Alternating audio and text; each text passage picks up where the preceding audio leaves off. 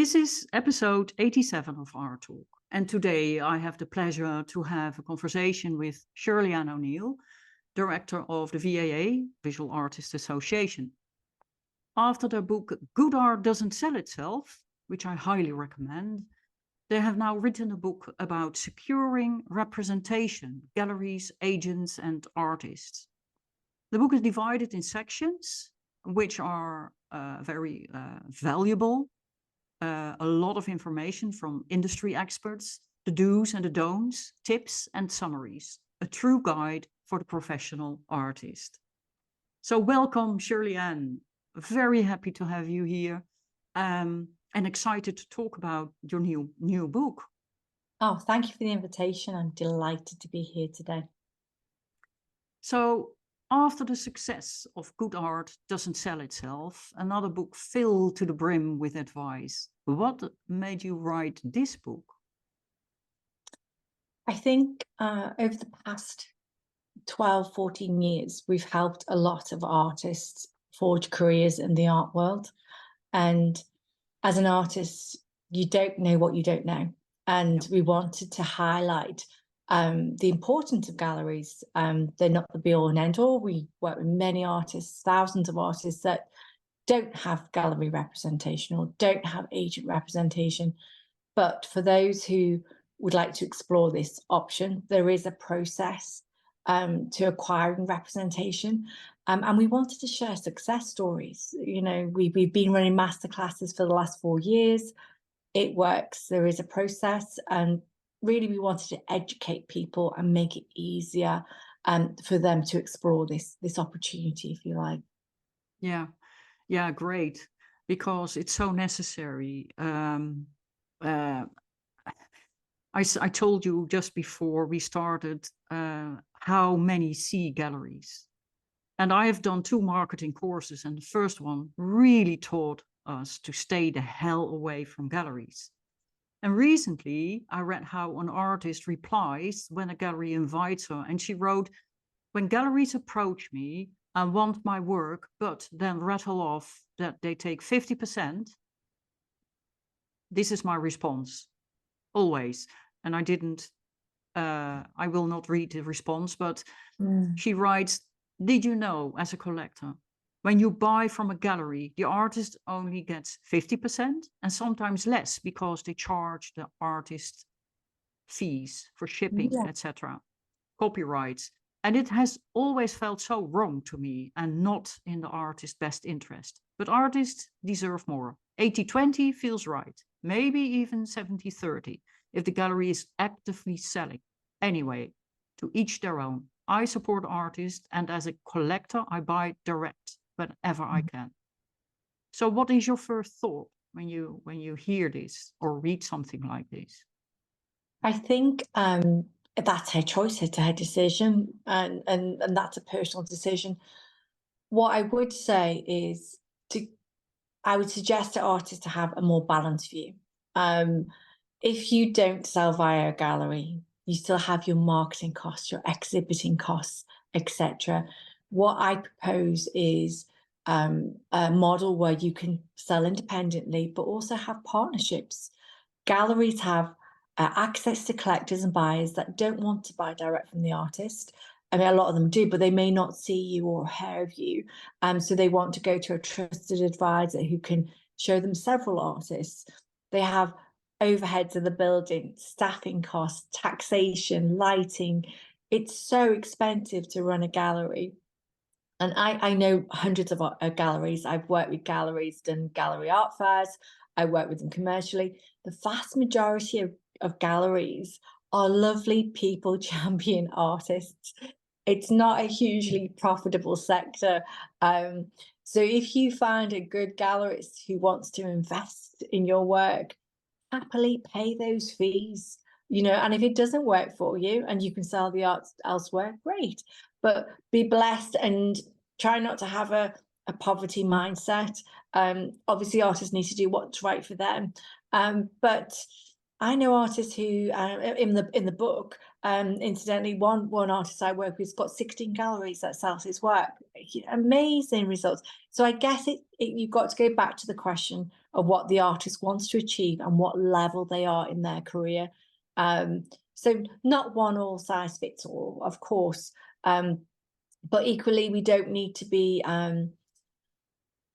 aggressive about it. We can be quite polite and be flattered that a gallery, if it's a genuine gallery, has taken an interest and say, at the moment I don't have the stock available, and so I guess they're not the baddies at all. There's some amazing gallerists, and we have to be thankful because they make the art world a richer place. They allow people who don't have access to the internet or want to go in and browse several people. So I think it's a bit of a narrow viewpoint, I suggest. I understand the difficulty with the percentage, but equally it's a choice, it's a commercial option. You don't have to work with galleries.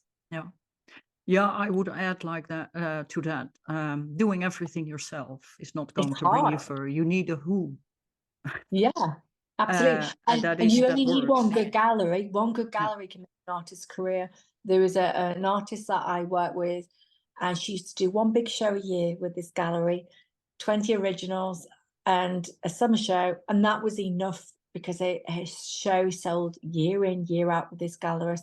So they took time to build that partnership, and it was a partnership, and she didn't have to deal with buyers or the sales process.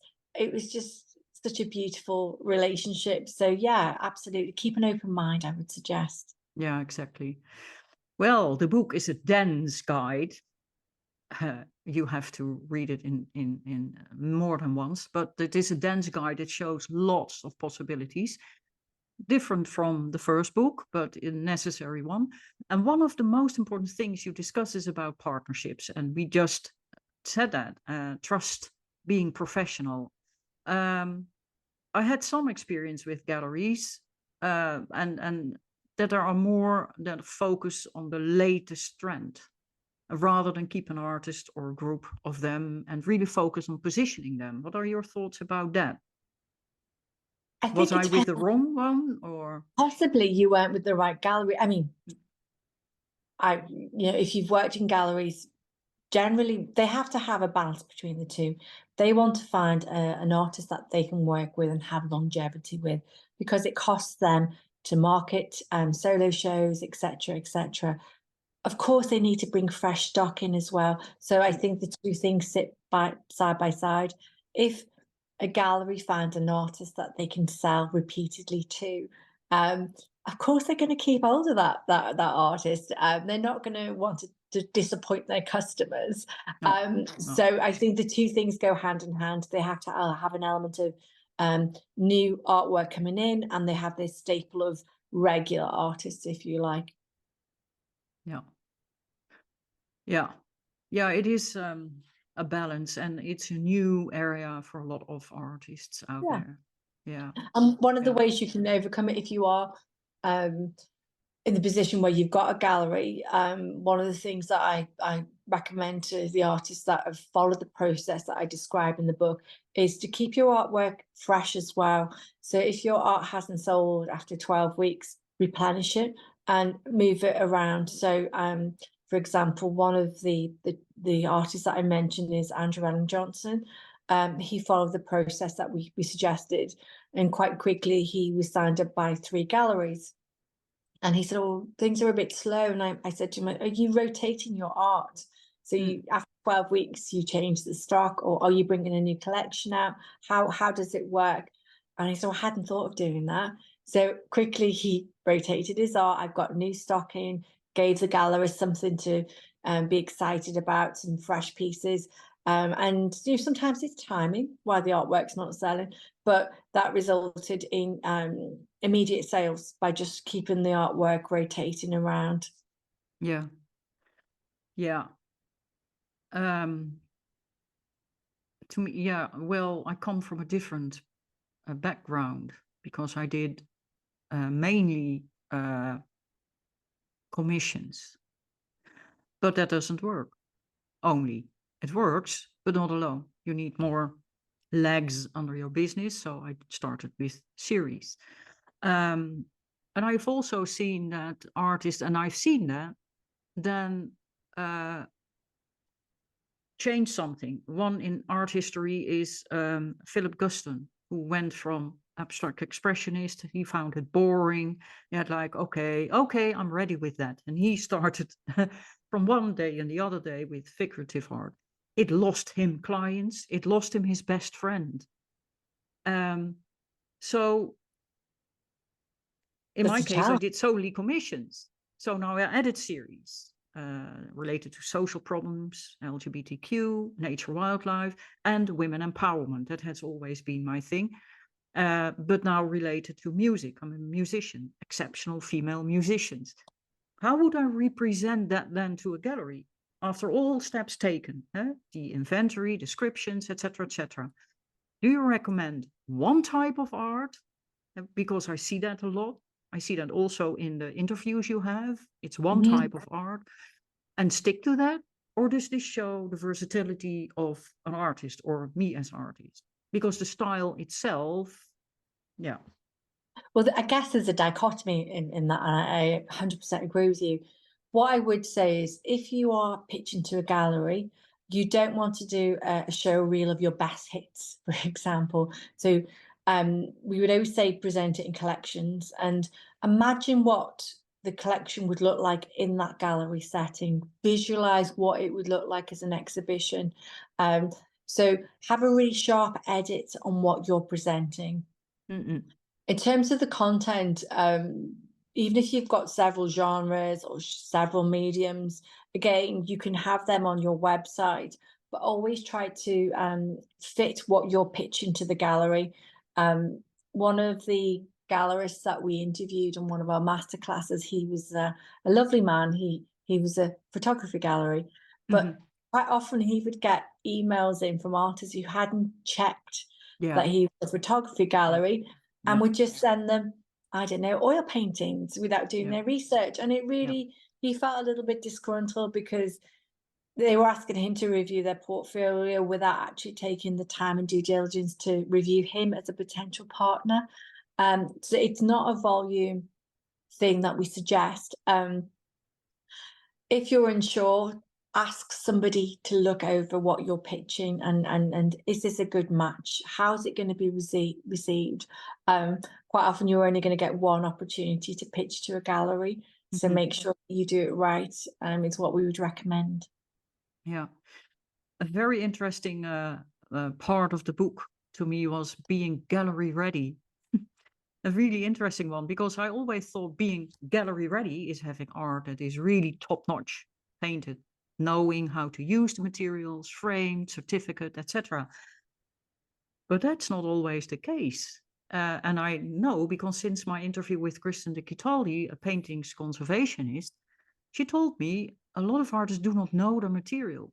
And that resulted once, because she was asked if she wanted to restore it, in a painting in a gallery that was full of color, the neon light type of colors at the start, to after a while having hardly any colors anymore. No. So it was on stock in the catalog. It was stunning, and then someone wanted to buy it. They take it out. There was no color anymore because it's a dye. It's not a paint. It's not a pigment. So, what would you advise artists who are self-taught to do before they enter the system when it comes to their art itself? I think the most important thing is looking at the longevity, and when the use of materials, the presentation is really important. Without looking at a particular medium in this case, but there probably should have been some kind of varnish or sealant on it if it was going to go into a gallery setting. I do sympathise, because I know that when I've done big exhibitions, we have to be very, very careful with the lighting, not to damage the painting. So the provenance of the painting is really, really important, particularly if you are asking someone to take it to their home, because she's very fortuitous, because that could have happened in someone's home. So obviously in that instance, the artist wasn't gallery ready, but the gallerist should have actually pointed out to the artist as well. And when they received the artwork, they should have looked at, you know, whether it had glass on it and the protection of the artwork, etc. So yeah, being gallery ready, it's not just having the artwork, but it's making sure it's protected, presented, that you give the right. And know your material, Know because your material is super, yeah. super important. You know, not just the paint, but what if it's paper, works on paper, they react very differently to canvas, etc. And that comes with time and mistakes. And you know, I've been in places where it was quite an interesting incident at an event. It was only 2 years ago. Somebody had some beautiful works on paper, but the paper had rippled slightly. Oh, And yeah. that does happen. And it was quite not an insignificant sum. It was like £2,800. So the fair director phoned the artist, and the artist actually was very, very experienced. And she explained that that is a natural process that will happen with works on paper. And they still got the sale, but it's that technical knowledge, I think, that comes over. Yeah, and that was an art fair, so you can't blame the art fair director for not knowing it. You know, they're not necessarily, they do an event once a year, they wouldn't have that knowledge, but a gallerist possibly would have. Yeah, yeah. And what are your thoughts about advice from a gallery to change a certain perspective? And I was studying at the academy, and someone was sitting there, and she said, I need to do another perspective from bird view, eye view, because the gallery wants that. It's the trend, and they can sell it better. Would you agree with that? Or because it takes away from the your integrity of the artist. and Yeah, your the integrity of the gallerist, but also your authenticity as an artist. I guess there's two things. One is it depends what stage the artist is in their career and the demand for their work. So as an artist, by all means, you have the right to have complete control over what you produce, when you produce it, and how you produce it. However, I would always have open ears to feedback, because galleries have got a lot of knowledge, and it depends what your end goal is. There's a lovely a gallerist that I was speaking to, Rachel, on one of the master classes. She's been in this business for over 30 years. She's beautiful. She's, in terms of how she approaches the artwork, what she says is, you don't have to take the advice of the gallery, but it's a two-way partnership. So I'm just giving you feedback on what would be good. So just because I'm the gallerist, you know, just don't take offense, just listen and absorb it, because if you approach it as a collaboration, you don't have to necessarily do the work, but she's giving you feedback on what our customers think, or, you know, and an artist, sometimes they will pay for portfolio reviews to get that feedback. So take it, and if you don't agree with it, one of the most interesting pieces of advice that I got was, you can say, that's interesting. That's it. Yeah. And you know, that also goes for criticism. If someone criticizes your work, just, that's interesting, and they don't know that actually it really, you know, it's neutral, isn't it? You're not accepting but you're not being disparaging about their feedback, impression, if you like. Yeah, that's a good one. Yeah. And I get it, because it's like when I've written books in the past, and someone said, well, why didn't you include this? And, you know, and sometimes I'll have a point, and I'll think, oh, that was a good idea. Or there's other times when I think, well, I didn't want to. I didn't think it was relevant. So I get it. And sometimes we can be a bit precious about our work. But if you go in from the mindset that this person's trying to constructively help me, not score points or change my work and my output from its originality, you can learn quite a lot, really. Yeah. And just treat it with the respect of the person that's given it to you. Well, I think in the case of a gallerist who is devoted to a specific type, like in my case, it would be realistic art. They know their stuff, otherwise they wouldn't do it. And so what they say can actually help. Of course, that is And they maybe wouldn't not, say but it is at least good to talk about it. I mean, it's the same as needing another pair of eyes when you write a book, or when you design something, or when you paint. It's it's a always good because people look differently and they see something and they say, hey, yeah, yeah. And I think if you want to grow, be open, be curious. yeah, I think there's a very big difference between that and a gallerist saying, right, okay, dogs are in fashion this week. You do landscapes, but I want you to do dogs. It's a very different scenario. They're just perhaps pointing out something that you've not seen, as you said, with the eyes and the ears. And these people have got a lot of experience. The vast majority of gallerists, they only want to help. So take it in the spirit that it was intended, I would say. yeah, good advice. Yeah. One of the things that I have to read again, because all the legal things, it's so much, but you have a whole legal part in the book. It's really important, especially nowadays with so many scams going on. Would you say that artists are equally responsible for making sure they have a contract of some sort, and ask for legal advice to read it if it is good, It's as this with having mutual benefit? So someone who understands that language and understands the small print? what I would say is, from many, many years' experience, I understand that sometimes contracts can get in the way of opportunities and partnerships, and you need to act quickly. And the more experience you get, the more you can make a judgment, but never risk more than what you can afford to lose. Ideally, at the very, very minimum, have the details on an email and the consignment delivery note. You need proof of what was agreed. I've had the unfortunate position of helping artists trying to retrieve artwork from, and they didn't have a contract, they didn't have the paperwork. Sometimes it's gone to court. So if they have a change in gallery and they've got no records with you, your artwork could quite easily get sold without you being notified. Yeah. Or if there's a change in, they don't know what was agreed. So it's up to the artist to keep really strong records. And we've put an example of a contract in there. You can have a very basic contract. And I would say that, you wouldn't go and give a stranger on the street your artwork without some kind of proof. No. So why would you give it to anyone, a gallery or any selling institution? So, and you need that. So there's an example which is not in the book.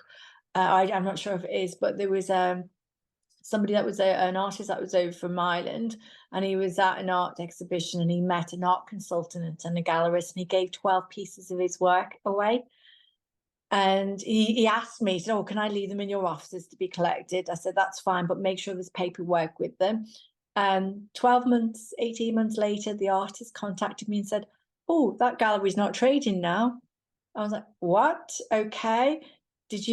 Where's the paperwork? Who was it with? We can, you can put something in with the liquidators, etc." And as it turned out, the gallery was 60 miles from my home. And the gallery had been shut down, but I managed to find out who owned the storage facilities. And it turned out the gallery had contacted him, but he'd ignored them. I managed to get 4 of the pieces back out of the 12 for him. The point being is, it would have been so much easier if he'd have had a contract. And it wasn't clear whether the consultant or the gallerist was responsible. If it was the consultant who first introduced him to the gallery, he could have sued the consultant, but the gallery was in liquidation. So it can get quite complex. So what I would say is, if you have some kind of agreement, but also it's your responsibility as an artist to check in with who's got your stock. There was another story, again, I don't think I mentioned it in the book, whereby a lady had put 3 sculptures in a gallery. And when she went back, there was only 2 left. The sculpture was worth £3,000. and there was an argument about whether there was 2 or whether there was 3, and she didn't have a consignment delivery note. Whereas if she'd have had her consignment delivery note to say, I know there was 3. So yeah, keep good records. Yeah. Have a contract or a basic agreement at the very minimum. And I do know when people have taken a chance and it's worked out well, but I would say there's no reason why you shouldn't have the basics in place. No. Particularly as it's in the book as well. Yeah, it is very much artist-like. I mean, I know how I am. I don't like the language. I don't like to read it, but I know I had a contract with a gallery in Barcelona, and it's okay because when I have it, it's in the drawer, but it is there. Yes, absolutely. And you've got a just record of having you. something Yeah. makes that, oh yeah, but wait a minute, here. It gives you a feeling of, yeah, that's done. It's okay. But you mentioned the sculpture. So what if a gallery, and I know this happens, I have experienced, not personally, but I know it happens, has bought your art. For instance, sculpture limited edition with the mall. The agreement is to sell 10, and they secretly still make copies. What Oh, would you advise the artist to do when they find out? what I would do is I would immediately issue a cease and desist letter to tell them to stop doing it. You own the copyright, so unless you relinquish the copyright, you can go and retrieve the molding back from the gallery, and that will stop it immediately. The other thing that you can do, and it varies from country to country because there are different laws in different countries. Yeah. But you can also, if you've got proof that they've done more than what was agreed, you send them an invoice. If they don't pay the invoice, you can then issue a small claims order.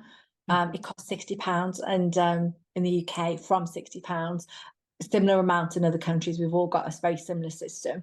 It doesn't have to be expensive, and the vast majority of people will pay, especially when they get a notification to go to court. And yeah. evidence. And it does, you can do it through solicitors, but we can also teach you and show you how to do it very effectively without needing to go to you can use the VAA, for example. We have a legal help desk. Only this morning I was on a legal call about an artist that hadn't been paid. I would say probably 95% of our cases get settled out of court. But it's understanding the law. Yeah. But yeah, these things happen. So it means that as artists, you have to build a strong relationship. You have to be willing to dive and make that contract, put it on paper, and keep everything clear about what they have, etc., etc. And I mean, it's so easy to blame them. That's the very first question about a gallery, and stay the hell out of there, is based on blaming galleries for doing the wrong thing. But I think often it's also the artist itself who is reluctant and doesn't take the necessary steps, right? Absolutely. It's like, there's 2 things. One, do your due diligence on galleries, check them out, speak to some of their current artists. So that's a preventative measure that you can do. Number 2, make sure you keep absolute precise records. And number 3, if you are in an unfortunate position, try to have a little bit of compassion, because gallerists are humans. Mistakes do happen. Staff do change. Work with them to try and resolve it. If stock goes missing, it might be that they've not kept good records, but if you've got your records and your proof, it can be resolved quicker. The vast majority of galleries, in my opinion, are honourable. They're decent people. They go into it with the mindset of helping artists. It's not, oh, I'm going to make as much money out of this artist. They really just trying to champion people, if you like. It's not an us and them situation. But there is the odd one or two that perhaps they have cash flow problems, and they're trying to have perhaps not be, they've effectively traded insolvently in those situations. I had another situation where a very renowned artist, I won't name who they are, but the gallery, this was several years ago, but they owed her about £24,000, and this was going on for 6 months. And so we intervened, and we spoke to the gallery individual, the owner, the proprietor, and he was having cash flow problems. So she had two choices. She could issue legal proceedings, which obviously she muted, or she could try and work with the gallery and work out a payment schedule. And that's what she did. And she got all of the money back. And moving forward, what we suggested to her is that you let the gallery have stock, but only if they pay in advance. And that's what she did. And that she's still selling her work in that gallery now. But sometimes it's just a bit of common sense and looking how you can resolve the issue. It doesn't always work like that. There was somebody last year who got in contact with us, and they had a piece that they sold to, it wasn't a gallery, it was a gallery, but they sold other items like luxury furnishings, tables and so on. And they owed her over £3,000 for one piece of art. And it was at a time where a lot of businesses were struggling because, you know, what was going on in the world economy, etc. And she said, the managers told me that I might never get paid for it. I said, no, they're still trading. That's illegal. You can't still trade and not pay your debtors. So I said, but the galleries, the gallery manager didn't even own the gallery. Somebody else owned it. I said, right, first of all, they assume that you don't need the money and you're going to go away and be patient. You've been patient for 6 months. You need to come in strong and issue legal proceedings. And she was paid within 10 days. Yeah. So it goes to show it's not can't pay. No, it's not won't pay, it's can't. Do you know what I mean? But there's a big difference between won't and can't. And sometimes it's whoever shouts the loudest, but the vast majority, if you've got a clear payment terms, like I need to be paid within 2 weeks of a sale, or 30 days or 60 days, or whatever you agree with the gallery, it's all crystal clear. And you know, it's up to the artist to, as you said before, to go in, check on the stock, make sure it hasn't been put in a store cupboard and forgotten with new staff. Exactly. Yeah, but that is trust. It is relationship building. It is kind of you are the artist, they are the home of your work, and they make sure it gets to where it is wanted. And so you should be there every now and then. Just be there and check in. And even if you're really super busy, the gallerist Rachel Powell-Noon, she was saying, just drop me an email and keep in touch with me, because you know, you really do want to be on the forefront of the gallerist's mind as well. You want them to be excited about your work, you know, and quite often if you ring them and say, oh, I've got this new piece coming in or this new collection, they can go through their little index, their little black book of their collectors, and make some, you know, early calls and hopefully get interest generated before the piece even gets into the gallery.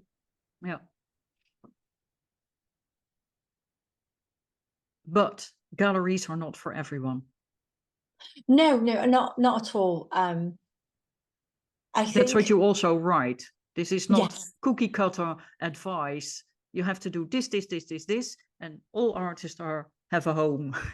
No, I mean, there's over 2 million artists in the world and 19,000 galleries. So there is a demand and supply issue. What I would say is galleries can give you access to collectors that you wouldn't normally have access to. They can give you access to partnerships, whether commercial, etc., etc. There are different types of galleries. You know, you've got the structure in the art world is you have local, regional, national, international. So it depends on what stage the artist is in their career. I know many artists in the VAA community that never have to have an agent and never have to have a gallerist. And I guess it all comes down to what your long-term vision is, your why, and where you are now, and where you want to be. Where you want to be, Yeah, Yeah. absolutely. Yeah. Having said that, the book does cover agents as well. Yeah. And there's a lovely story in the book. Anika Boda, a wonderful Hungarian artist, Yeah. and she was I the loved winner. that interview very much. Oh, she's But such a I lovely. like her art too. It's realistic She's art, so it's my style. fab- But super talented, and she got picked up by an agent. She was at a friend's show. She got chatting to somebody, and they said, "Oh, I think this agent might be right for you." And galleries, even if you're not working with them, they will make referrals as well. mm, And in her first big show with the agent, she sold €50,000 worth of art. There's now a wait list for her art. It's been exhibited in Germany, in New York, in London with ourselves. So agents can again open the doors to collectors yeah, and gallerists who wouldn't otherwise consider your work. And her work is beautiful. Yeah, yeah, yeah, and she's got a great yeah. pen. And you also mentioned writers. I liked that a lot. I never really thought about it, but it's true. Um, I know I'm an art historian, and I know there are a lot of art historians too, and it happens a lot. I mean, that's how Jean-Michel Basquiat got his fame, because he was picked up by an art historian who wanted his own work mentioned and get work. And so they were thriving together. It made him big and made the other one up. He's still known as the one who found Basquiat. And I found that very interesting. I only find it very difficult to find them, to be honest.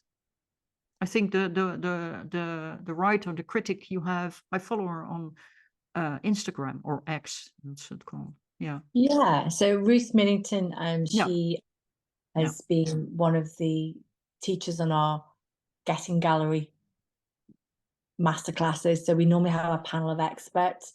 And Ruth has worked in public galleries, but she also champions early career artists. And Mhm. what she was saying was, and this is being backed up with quite a few people that we work with, is every artist has a story, and it's about pitching and making your pitch easy. And it can be just a simple email with what, where, why, who. Send it Yeah. in. You've got your collection ready, and just reaching out and saying, look, I would really love it if you could do a critique of my work. If you do the research, it's a bit like the galleries. Do your research on who the art critic is, follow them on social media. Yeah. There are lots of early career bloggers and art writers out there. And it's quite interesting because some of the artists that have been working perhaps on their work maybe for 20 years, they started off by actually doing their own blogs on their own website. Mhm. So Carl Griffiths, who has over 1 million social media followers, he said whenever he creates a collection or a piece of work, he will do the backstory as a blog item and put it in an email, and that helps with SEO. So I think writing on the World Wide Web, any sort of referrals or mentions back to your website can be useful. Yeah. Yeah. And also, don't be shy if you're an early career artist, because you can, your work can gain attention quite quickly. So there's another artist that I love in the VA community called Steve Randall, and he'd been painting for less than 5 years, and his work it's quite innocent really in a sense of technicality, and he has progressed more so in the last 2 years.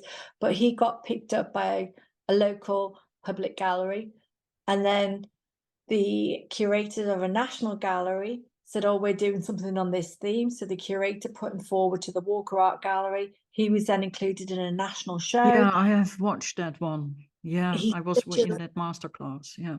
Yeah, it was, and since then, and it increases confidence, and his technical process has changed so much. But that's, even the greats, don't they? All the great artists, they all had early career pieces, and you see them grow and develop. So yeah, art critics are an important one. There's also a story from, I think I mentioned before, Andrew Allen Johnson.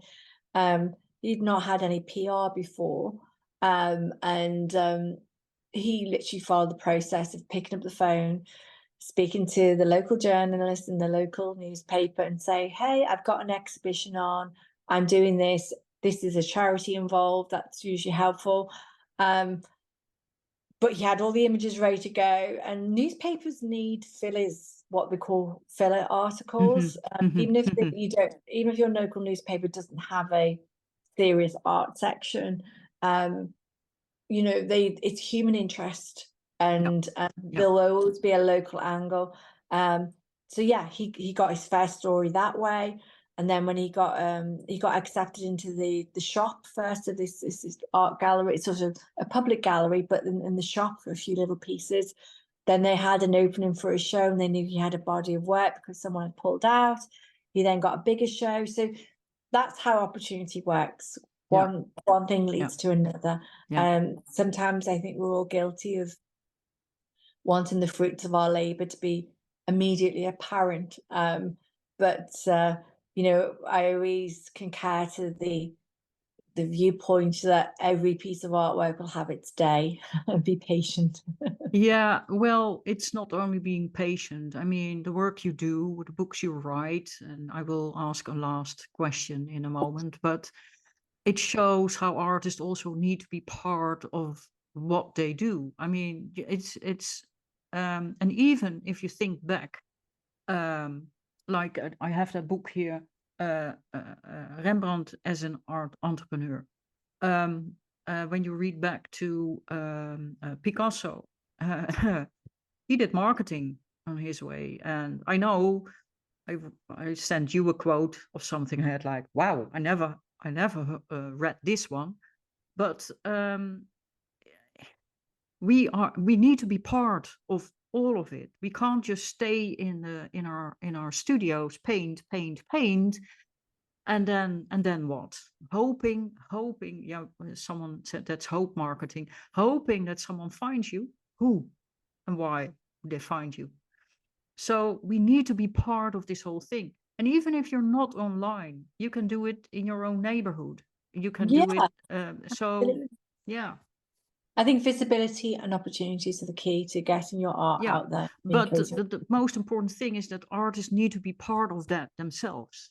Oh yeah. And that's what the VAA teaches so much.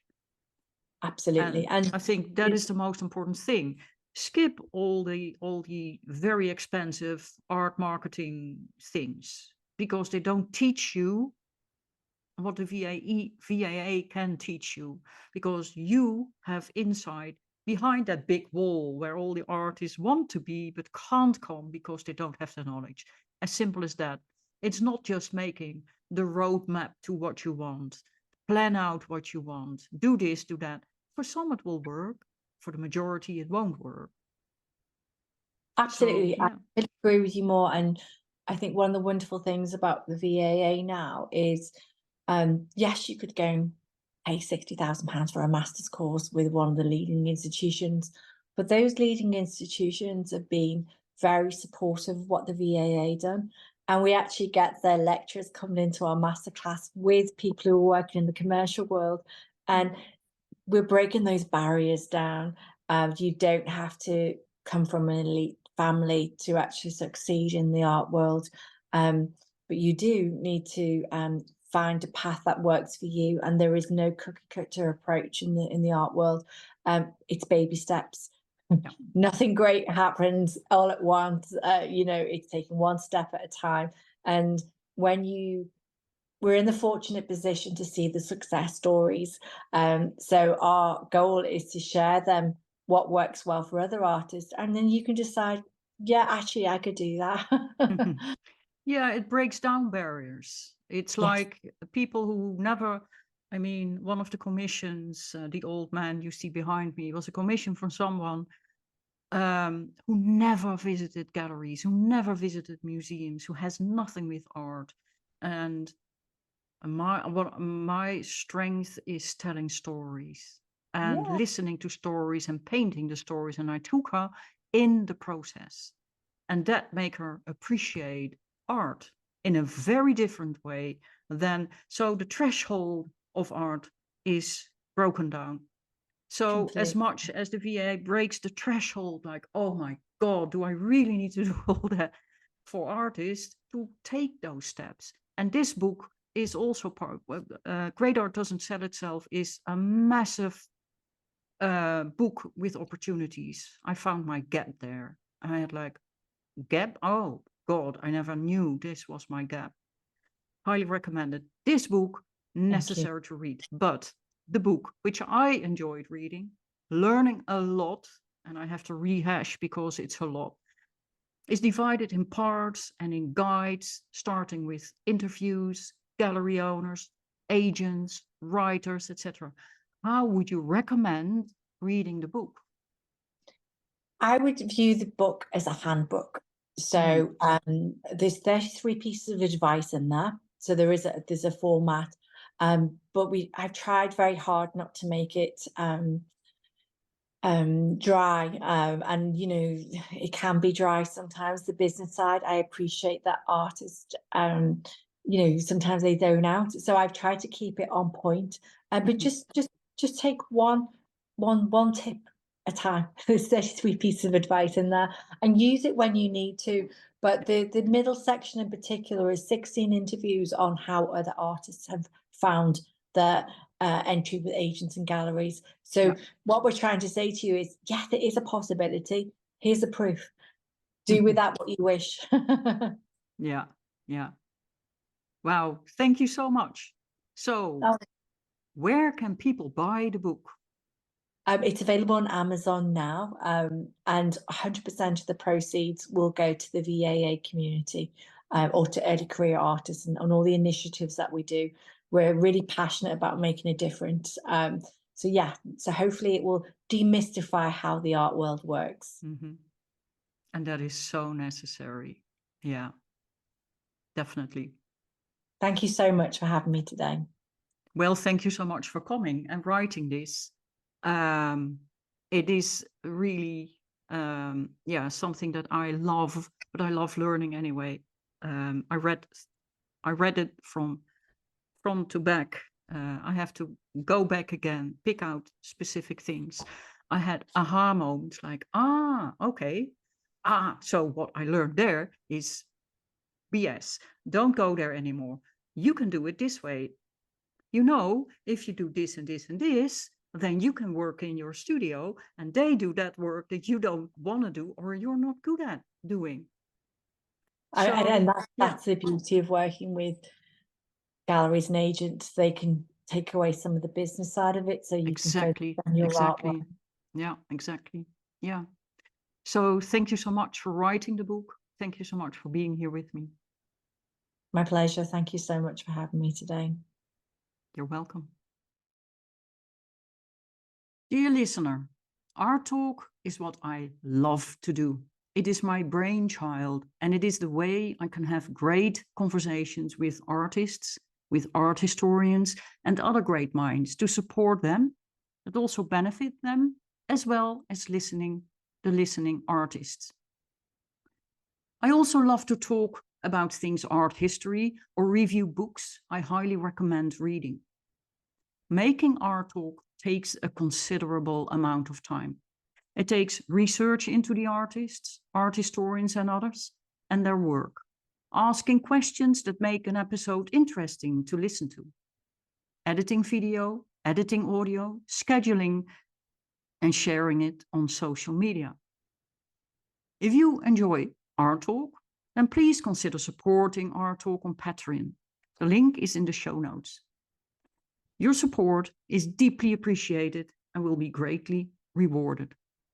Thank you.